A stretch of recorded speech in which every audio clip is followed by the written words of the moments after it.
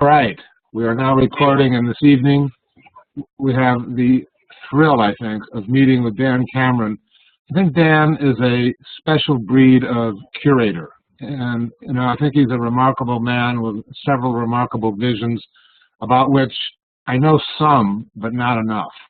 And one of the most remarkable things that Dan did was to curate the first incarnation of Prospect One, which was this amazing show in New Orleans 3 years ago, maybe 4 now. Dan, how long ago? Prospect One opened 4 years ago next week. Yeah, it was amazing. So, Dan, welcome. Thank you for joining us. Let's chat for a while, and then we'll entertain some questions in a little bit. One of the things I like to do when I start out, and these guys probably all realize this, is that I figure that, when we were all in high school, none of us knew that we were going to grow up to be famous artists or famous curators or whatever else that we've become. And where did you go to high school? Where did you grow up? I went to my hometown high school in Hudson Falls, New York, which is in the foothills of the Adirondacks, just outside of Glens Falls. If you know the region, it was southeast of Lake George and northeast of Saratoga Springs. And I went to Hudson Falls Public High School for 4 years. Did you entertain any art fantasies when you were in high school? By the time I was out of high school, I definitely did. That was the period of my life when I first discovered, MoMA on a school trip, that kind of thing. The museum in Glens Falls which is called the Hyde Collection, actually has an outstanding early Rembrandt of a young Christ, portrait of young Christ, that I used to just kind of be very transfixed by whenever I go by there. So I was definitely getting inklings of a vocation in visual art, but I didn't know what that meant. So it wasn't that you weren't thinking about being an artist at that time? Oh no, I was definitely thinking about being an artist, but I was doing other things besides that was really, I was writing a lot. I was doing a lot of performing-based work. I did a lot of theater as a child and as a student. I had a rock band during the East Village period. I studied painting at Bennington College, so there was definitely a lot of making of stuff, making of art on my own. Bennington isn't an art school per se. It's much more of an arty school. It's an artsy school. The painting faculty there was primarily, at the time that I was there, Philip Wofford and Pat Adams. But it had, obviously, a very renowned past with Kenneth Noland being a teacher and Frankenthaler being an alumnus. And they practiced, by and large, a very formalist-driven type of abstraction. Bennington's in Maine, right? Or is it Vermont? Vermont. Okay. Yeah. And then what happened after college? When did you land on your feet, or did you immediately? What happened? I started working at Tibor Denage Gallery right out of college, and through an internship at Bennington College, they send their students to work in January and February, and what they did what I wanted to do was get to know the art world some shape or form, and so I accepted this internship at Tibor Denage Gallery. And by the time I was out of school, I was already working as guest curator for the Mint Museum in Charlotte to put together a retrospective of Maurice Goluboff, who was a painter then represented by that gallery. So I quickly morphed from being a gallery assistant part-time person to trying to establish my credentials in whatever way I could in the New York art world of the early 80s. And did you have a position? I'm sorry. Did you have a position at the Mint, or did you curate? You curated an exhibit as an outside curator in a museum until I joined the new museum as senior curator in '95. But from '86 to '95, based on an exhibition I did in Spain called Art in Its Double, I began working regularly in Europe as a curator in museum exhibitions. So there was a whole decade in my life that was spent more or less abroad. Cool. And then what? You'd come back to the United States periodically and remain tethered, or you were there? No, sort I of mean, I would live in New York and just fly to whatever country I was working in Spain, and sometimes there were many countries. And my idea was that if I was being hired to do something in Italy, or if I was being hired to do something in Sweden or Austria, part of my obligation was to, or I guess let's say the best way to reciprocate that invitation is to try to learn as much about that country's art scene as possible. So over time, I began to have a real good working familiarity with European artists, kind of across the spectrum. And that was a really important time for me, because I also think that it was maybe the last moment in modern history in which Europe was just kind of embracing this idea of new American art in a kind of wholesale way. After that, it became, less of a novelty, let's say. Yeah, the world's gotten much more global, and I think that was, what years was that, you think? Well, my first big exhibition in Europe was in 1986. It opened in November of '86 at La Caixa de Pensions in Barcelona, and then moved to their space in Madrid. And that was actually an exhibition of East Village, of the neo-geo and neo-conceptual phase of the East Village.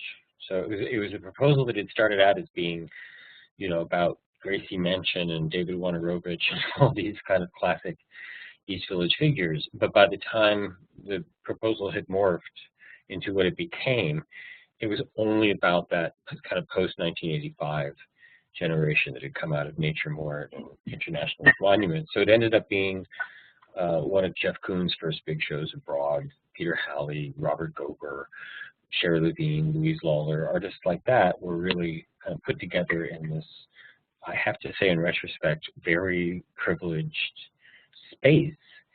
And it was a show that had a big impact. My first big exhibition in Europe also happened to be a big hit, and I was able to work off that show really for the next decade. So what I was doing is, I was living in the States, but most people, I think, knew me as a critic, because I was writing for Arts Magazine, I was writing for Flash, I was writing for Art Forum, I was writing catalogs, I was doing all kinds of writing. But all I really wanted to do was curate, and to do that, I had to go abroad. And then all that changed in '95 when Marcia Tucker invited me to become senior curator at the new museum. I knew Marcia in the early '80s. She was a good friend of a good friend of mine. I think she used to babysit his children, which is how I got to know her a bit. Did you make sure to buy small works of art of all those people that you curated into that show? I mean, I was just looking at Robert Gobber prices recently. They're like amazing. One of us has lag, and I just see the spinning thing here. Hold on a sec. It'll rectify itself in a moment, but I don't know if it's you or me.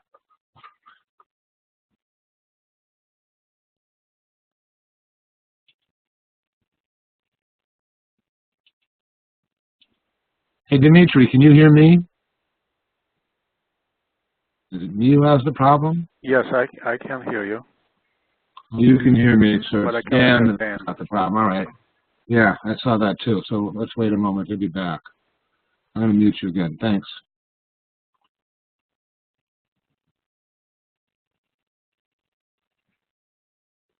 Bummer.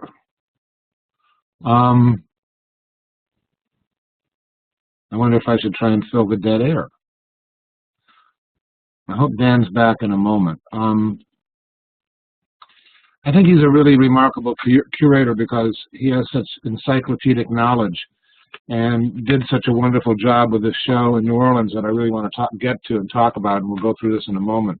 But the show in New Orleans, as I'm sure we'll repeat, it was in maybe 20 to 30 venues around the city and in really disparate kinds of venues. There was one artist, Tony Fitzpatrick, who's from Chicago, whose venue, and maybe we'll mention this further, was in a funeral home. And when they got to the funeral home, it was a funeral home that was going out of business. But when they got to the funeral home to install the art, there was a corpse in the middle of the space that they were going to use for the exhibition. So they, they were painting the walls, but there was a corpse on a gurney still in that space, which is, I don't think what most artists or installers have to contend with when they walk into a space to install an exhibit. Dan, are you back? Doesn't seem like it. Damn. I bet he's wondering what to do. Maybe I'll tell you what I'm going to do.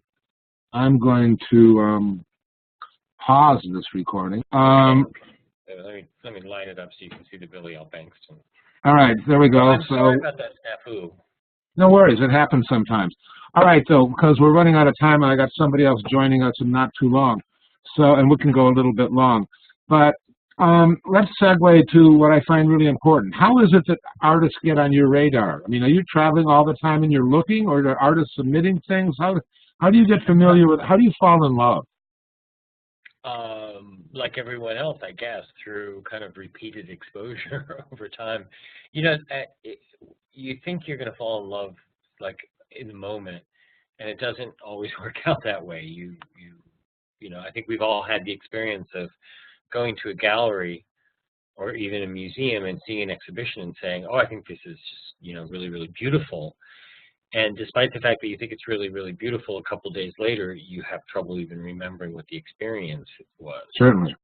And so I guess I got used to at an early period that sometimes the things that stayed with me the most weren't the most beautiful. They were the most, irritating or provocative or some, just something that like that. And a lot of my strongest and deepest relationships with artists are actually with artists whose work I started out really not liking very much at all. It really rubbed me the wrong way.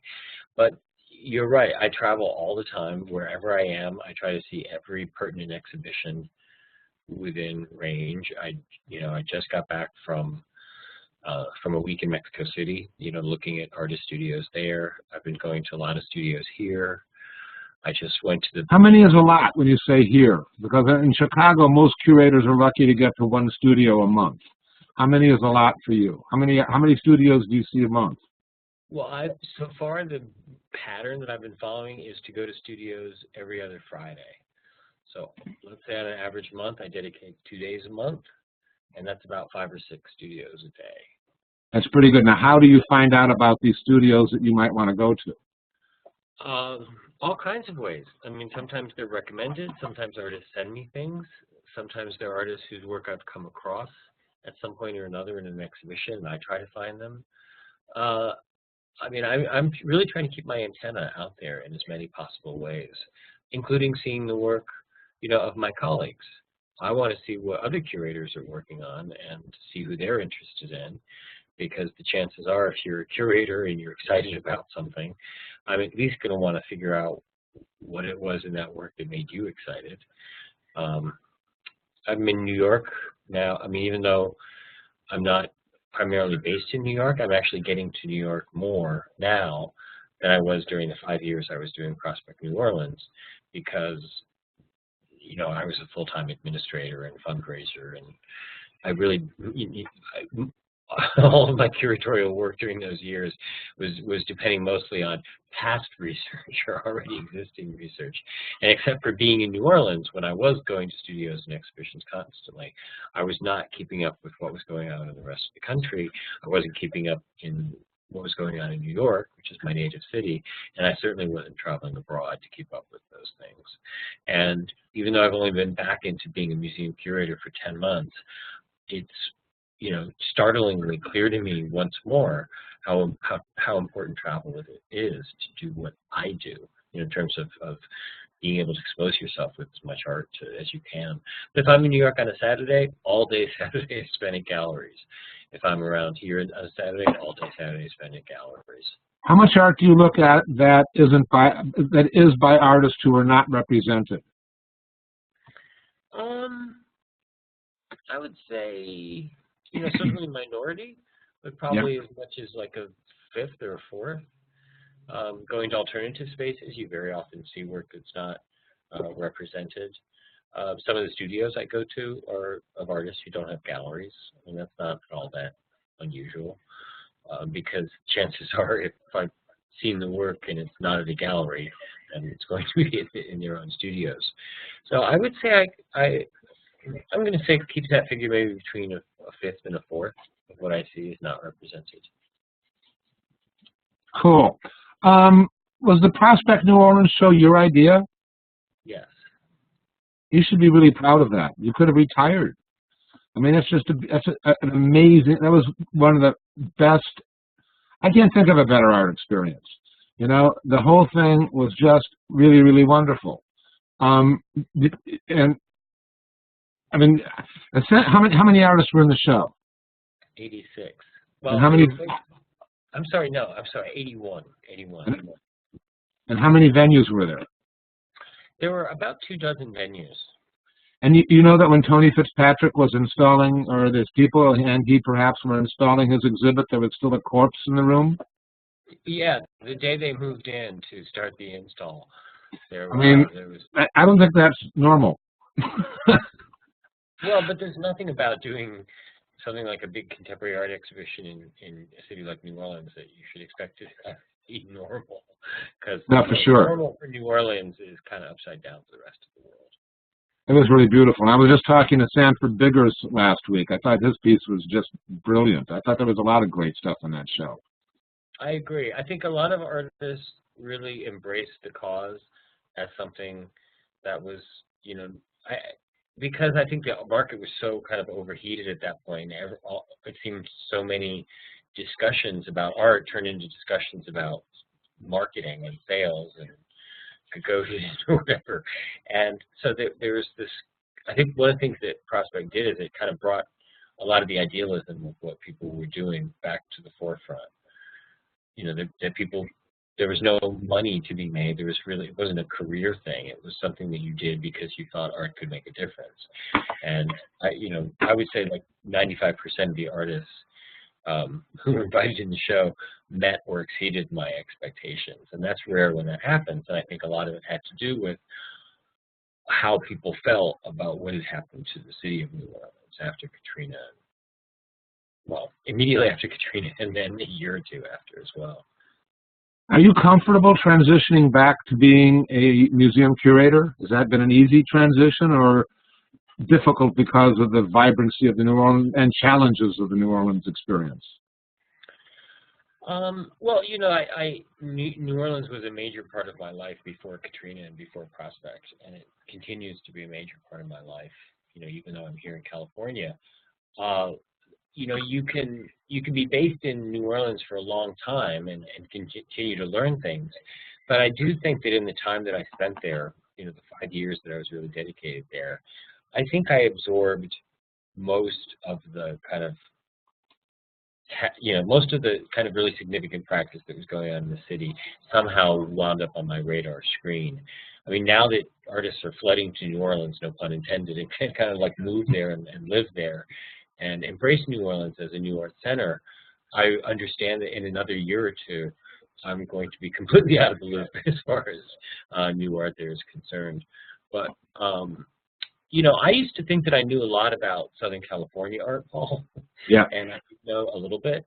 But now that I'm here and being in part of this community, there's a whole lot of work that's coming onto my radar that I either didn't know about or I was misinformed about, or I just, you know, didn't have a clear impression. So I like the idea that, you know, among other things, I'm learning, I'm absorbing all of this, to me, extremely valuable information about like what's the art in this part of the world like, and why, where does it come from?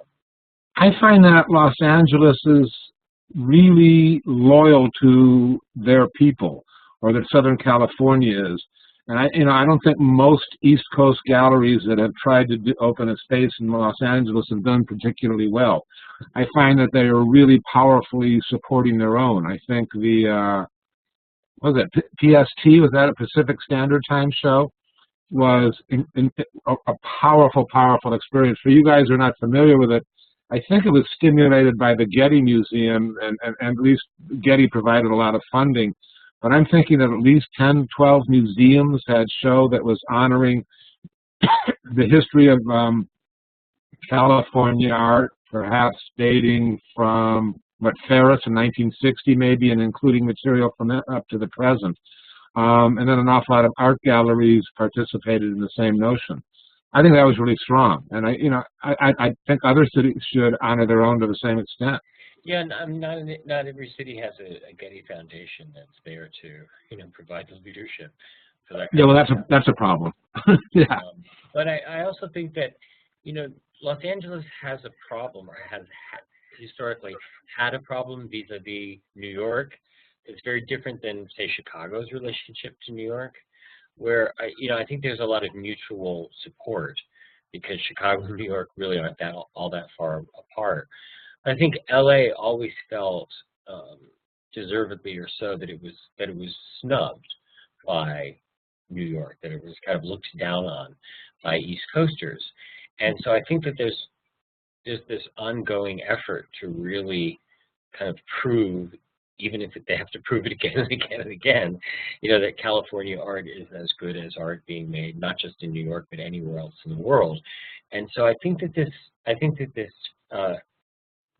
idea that New York is always somehow there as a counter argument to the discussion of California art kind of fell away a little bit after Pacific Standard Time, that it was almost as if they didn't need to keep convincing themselves or the world anymore about its importance. And I think now I think it's one of the reasons why I've taken the California Biennial that Paul Schimmel started like 30 years ago and turned it into the Pacific Triennial, because I think it's more interesting to look at California art from the perspective of, what are the other cultures in the Pacific Rim and how do they influence California and its present and past cultural history. Like, let's just not even talk about the rest of the United States. Let's just talk about this community which is on the Pacific Ocean. And I think I'm hoping that's going to be a really rich vein for future research.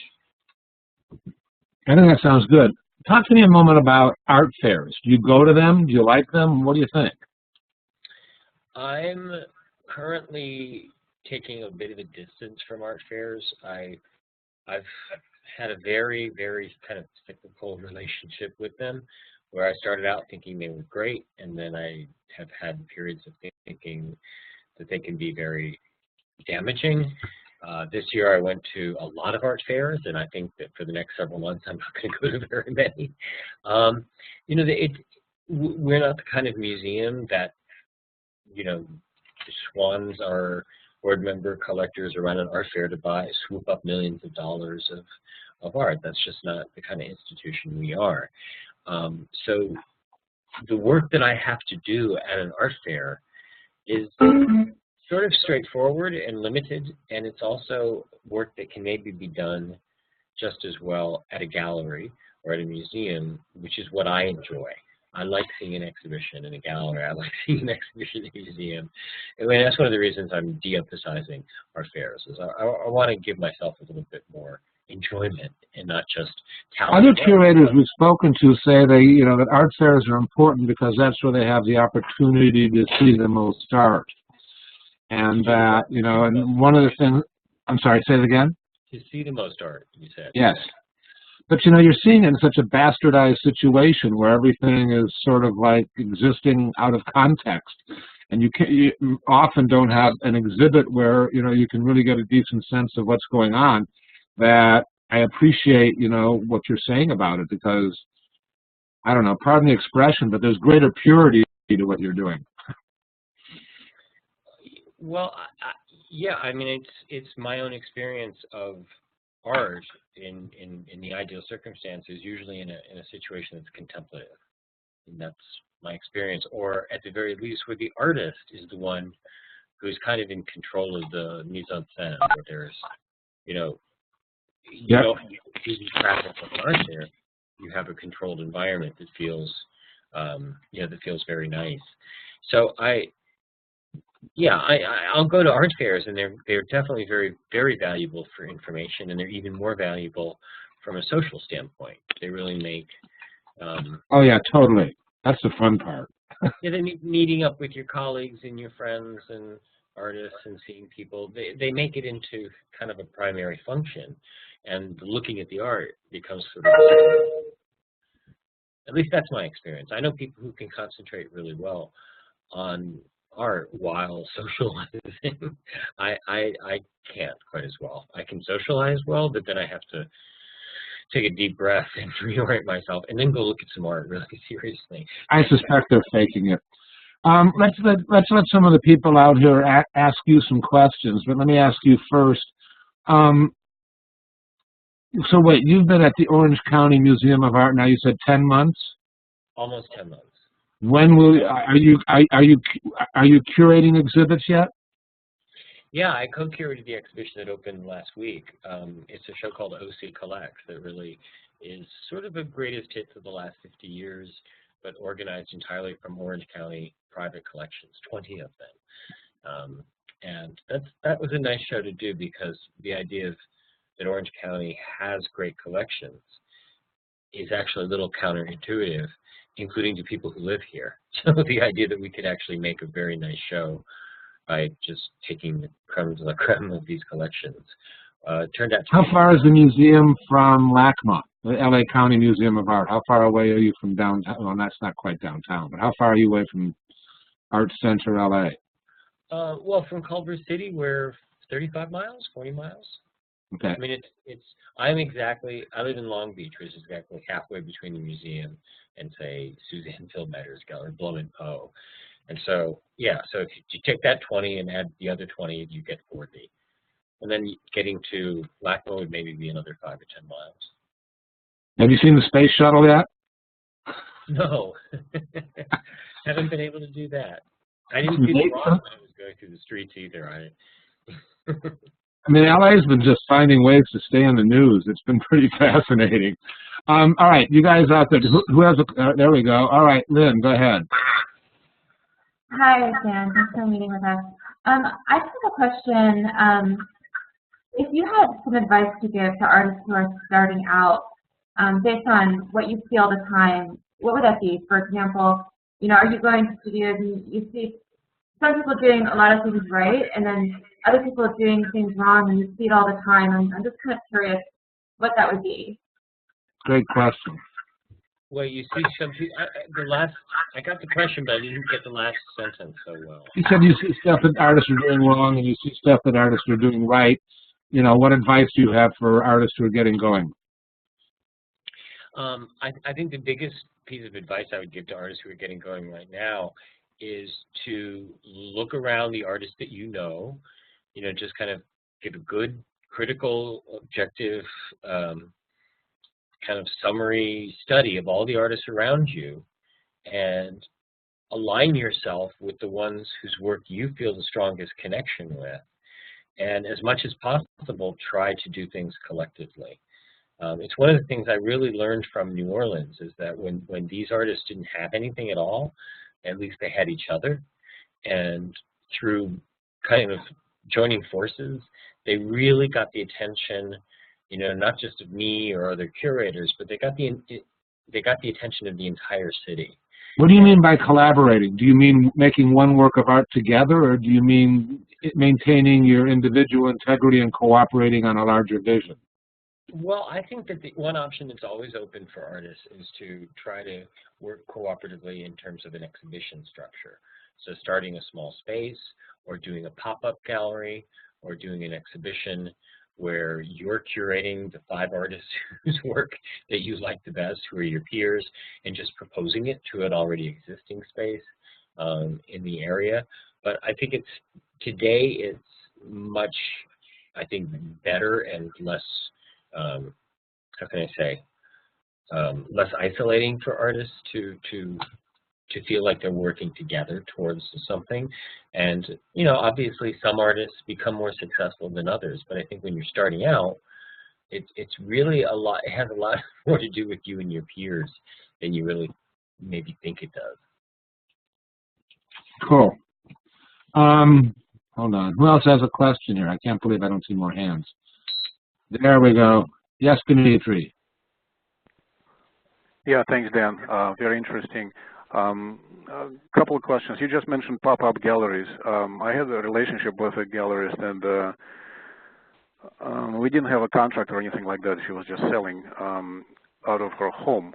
Her gallery went out of business. When I put my art up in the window, it's a pop-up gallery. She asked me to take it down. She said, you cheapen yourself, basically. That's what she said.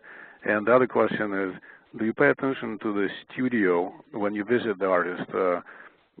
Carrie Seeker said it didn't matter to her at all. In fact, the guy she accepted in her gallery didn't have a studio at all. And we have a Wesley Kimler artist here. I heard him on here on the webinar. He said it's part of his marketing, actually, to have a large, cool gallery. Do you pay attention to that? Yeah, a large, cool studio. Yes. I'm sorry. Yeah. Yes, large, cool studio. Well, the answer to the first question is, if you're an emerging artist and you're making work that you think is appropriate to put in the window of a pop-up gallery, and in your own mind that's aesthetically and artistically appropriate, then I think that the opinion of someone who says that it's cheapening your work doesn't really need to be paid much attention to. I don't think that needs to be taken all that seriously. And no, I don't pay attention to studios because I know that for a lot of artists, just having a studio and maintaining a studio is a complicated and really important commitment. So to me, what's important in a studio is the work that the artist is making. That's the only thing that I really care about. The idea that it would somehow project some image of success or worldly, gain. I think that's really kind of pointless. In fact, I've been to far too many studios that were beautifully designed and appointed where the work really wasn't anything at all, and quite a few studios that were very, very modest, where the work being made in those studios was really quite inspiring. So that I wouldn't put much stock in that opinion either. You good, Dimitri? Thank you very much. Yes, appreciate it. Cool, thanks. You're welcome. Anybody else have a question? You guys can ask. There we go. Yes, Karen. I was wondering if somebody has several bodies of work or different themes, do you want to see all of them like on a CD divided up, or would you prefer just to see one at a time? Is it confusing if you see multiple bodies of work from one artist? You mean if the documentation is in CD form? No, let's say that an artist makes photographs and then makes sculptures in a different direction and then also makes paintings in a third direction. Let's say they take photographs of sailboats, do paintings with flowers, and make sculptures of I don't know. Birds. Birds, yeah. But that the three bodies of work or the two bodies of work are totally unrelated. Well, I think the premise that all the bodies of work are unrelated is one that I would maybe have a little point of contention with. But in general, I want to see it all together. I want the artist to let me know not how these things are different, but how they're together, how they're unified. What if they're doing, what they call fine art, and what if they're also doing something that's commercial art, as almost as a day job? Do you want to see that too? Definitely not. Okay. So if this isn't for a museum-related project, no, I only want to see what the artist makes in the studio that they value as their creative vision. I don't need to know that they can also, draw a bowl of apples, or that they can, work with a page layout software. That's not really of any interest to me. Okay. Good, Karen? Good, thank you. Sure. Therese.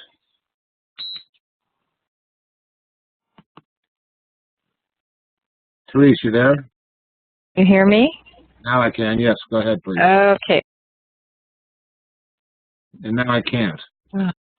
Now I did. I don't know. Depends where your hand is. That's really weird. Do you have a short in your microphone? I may. Now I think you can hear me, right? Correct, yes. Okay, all right. Hi, Dan. So nice to have you here. I'm actually in LA based artist, so we're really thrilled to have you down in Orange County. A couple of quick questions. I read that you guys were going to be having a California Biennial down there.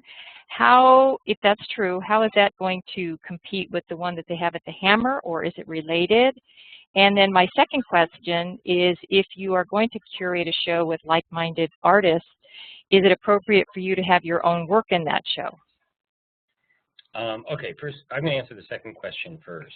If you're an artist curating a show of like-minded artists, there's absolutely nothing wrong with putting your own work in the show. So the California Biennial was started by this museum in 1984 and has been running for almost 30 years.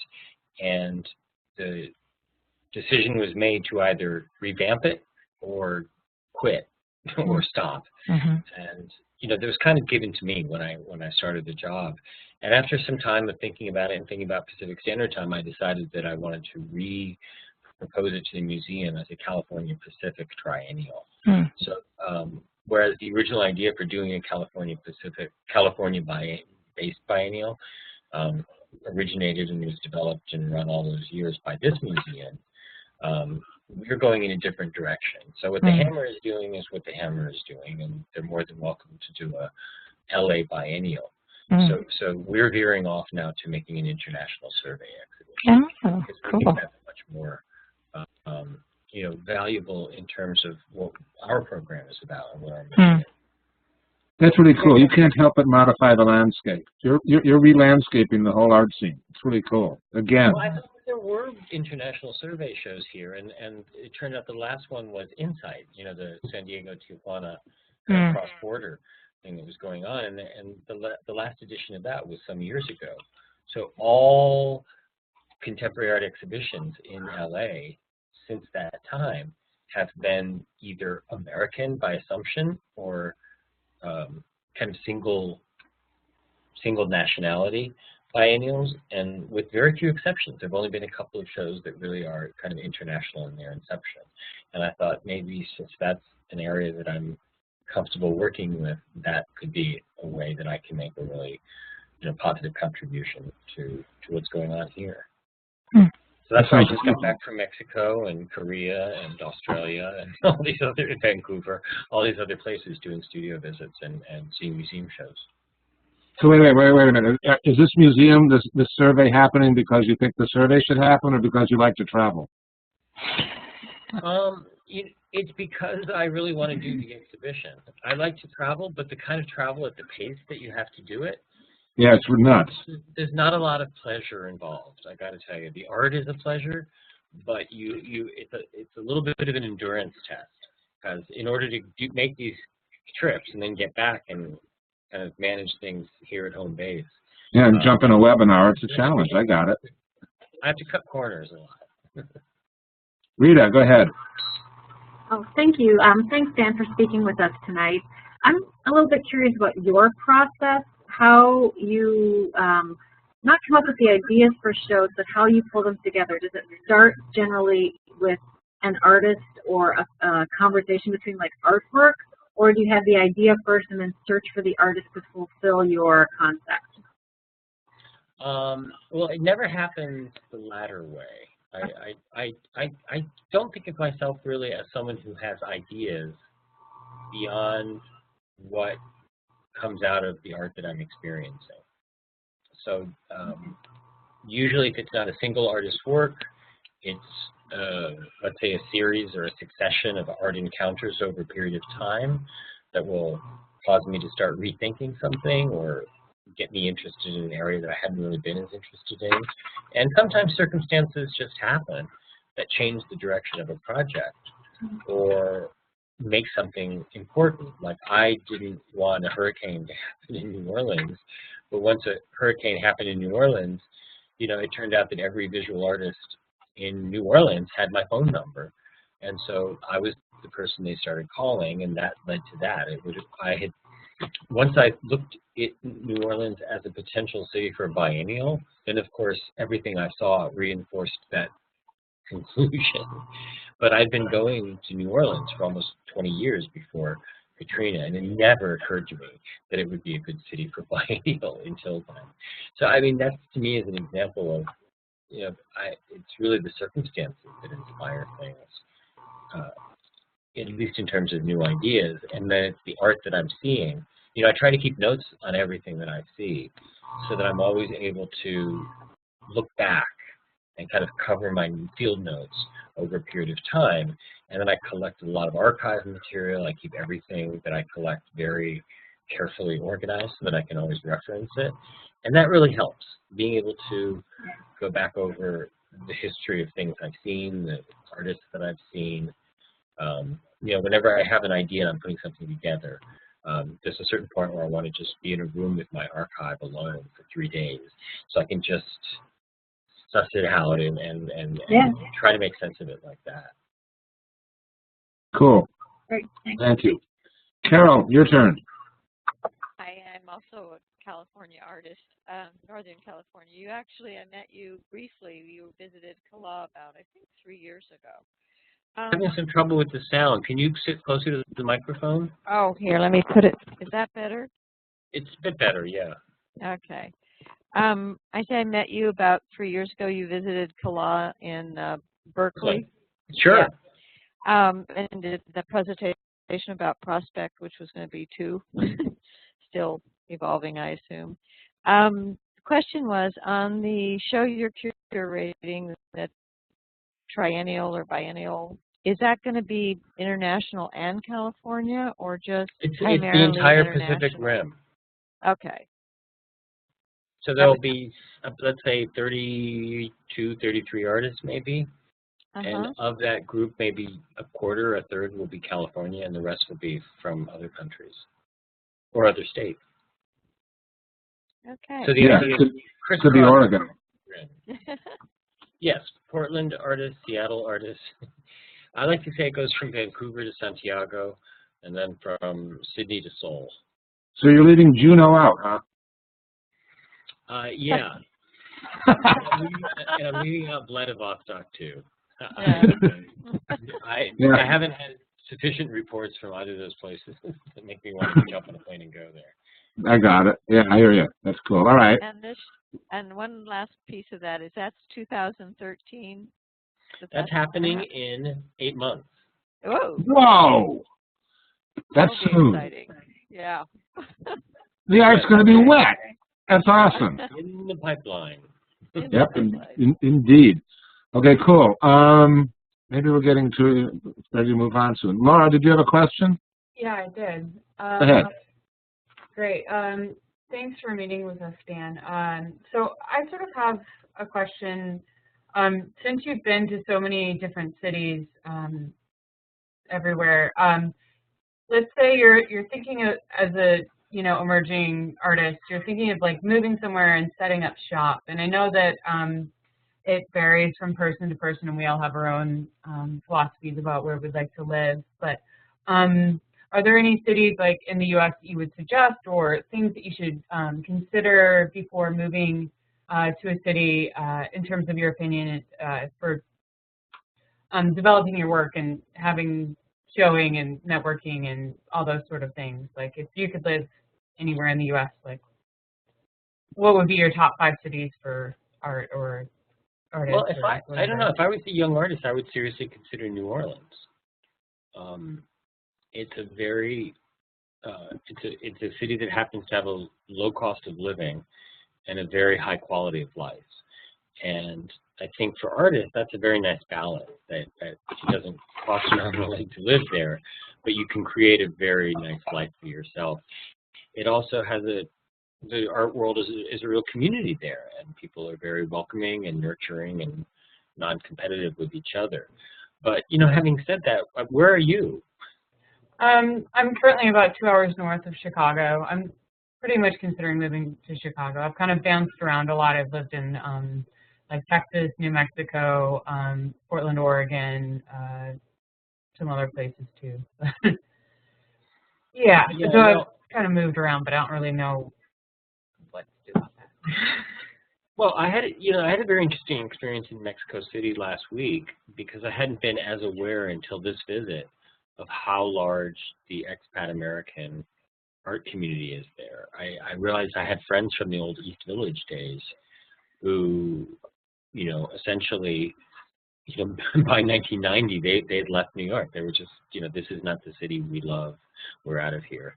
I think that New York has a lot of challenges for artists, and I think that any place where you can get to know the whole art world in a matter of a year, I think that's really important if you're trying to establish those sort of relationships. Los Angeles, the young artists I meet, including a lot of my ex-students, they really like it here. Even the ones that, never really lived out of their cars, let's say, until they moved here, they seem to really like it. But I think a lot of that depends, again, on your alma mater. I mean, it's a community that seems to be kind of lined up according to what school you went to, maybe more so than other cities that I'm aware of. The only city in Texas that I ever came across that had a real supportive art community was actually San Antonio. And most of the other southern cities, I've never really found them to be all that nurturing, in a way. Miami or Atlanta, places like that. And I really, really like Chicago. I mean, I've always liked the city, and I think it's, it just has such an important cultural history and so many important living artists. I think that's one of the things that Chicago really has going for it, is just the sheer density of major artists. Let me ask you a last question, Dan, and then we'll wrap this up. I feel like every city, and I'm not so sure about New York and London, but every other city feels like their art scene is insufficient compared to somewhere else. Whereas you talk about how nice it is in Chicago. Chicago artists will say, nobody pays attention to my art. The museums don't focus enough on Chicago artists. It looks too much to Chicago. It sucks. Nobody's paying enough attention to me. I remember seeing a video of, Jean Mallat from Cirrus Editions in L.A. and interviewing somebody. It wasn't Baldessari, but somebody said, nobody pays attention to my art here. Everybody's looking at New York. It's really wonderful. I can do whatever it is I want.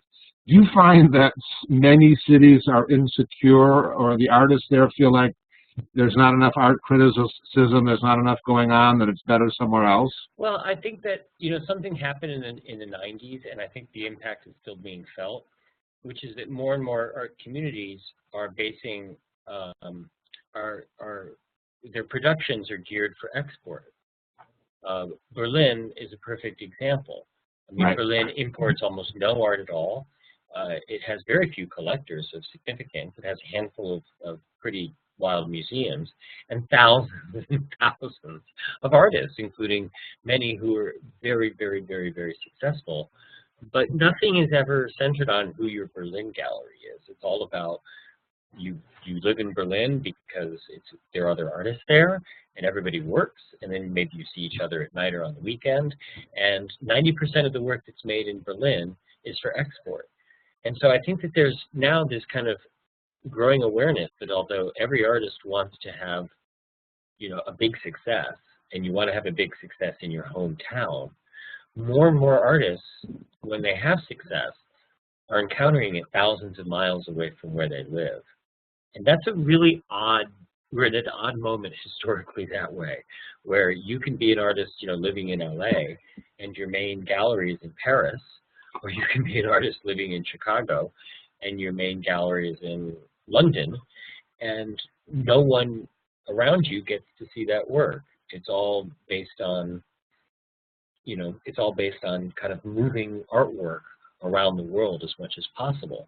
So I think that's a really big reality. When artists complain that nobody sees their work, part of it is because so many artists are getting their work shown in places other than where they live and where they make it. Well, maybe when people are complaining about so few people see their art, they're not showing it, they're not sending it out to the rest of the world, and they're dealing too locally. Well, it depends which artist you're talking about. I mean, if an artist is not able to get, really a base of support in the place that they happen to be living, then, they should maybe consider moving to a place where their artwork is going to be more embraced. I look at it more like there's no necessity to show your art at home, and if you find a venue that resonates more with what you're doing, that's where you should pursue it. I think too many artists feel like I got to start from the center and work out. And I don't feel that way. I think you got to start wherever, or continue wherever it resonates, wherever it feels right to your art and to you. Yeah, but a lot of artists that I know have these very weird, far-flung careers where, you know, maybe they're not showing with the biggest galleries or being bought by the biggest collectors or, you know, having retrospectives in big museums, but they're active in all these far-flung places. So the kind of nomadic, the nomadic life is really very much a reality for artists today. And I think part of that has to do with not being appreciated in your hometown. You know, that happens so often, and to so many artists of all kinds, that you may be big in Europe or you might be big in Japan, but nobody knows you on the street on the block where you live. I hear you. All right, Dan, I think this has been great. I'm not going to hold you any longer, and I really appreciate your generosity. Well, I really appreciate you and your vision. You know, I feel like you are not, I mean, I feel like many curators function within a finite realm. I feel like you're really pushing the boundaries of that. I feel like what you did in New Orleans is good. What you're talking about doing in Southern California is awesome, which I think the museum should be really proud to have you on board and leading up, you know, these kinds of programs. I think it's fabulous. I think, you know, we're really fortunate to have you do a webinar with us, and I'm really eager to find out what kind of great things you're going to accomplish in the years to come. Let me unmute everybody so that they can all echo my appreciation. Thank you very much. Thank you very much. It's really good. Thanks for inviting me. It's nice to meet all of you. All right, Dan, thanks. All right, good luck. 2, 5.